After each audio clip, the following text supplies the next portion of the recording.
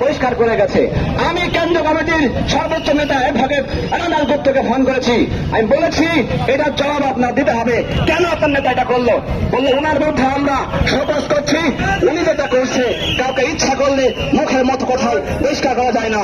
আর আপনি সংখ্যালঘুদের সাথে সংগঠনের নেতৃত্ব দিয়ে এত বড় প্রোগ্রাম করছেন, আপনাকে বহিষ্কার করে ওনাকে আমরা অনতিবিলম্বে শোকজের মাধ্যমে তাকে আমরা সাংগঠনিক ব্যবস্থা গ্রহণ করবো। আপনারা কি চান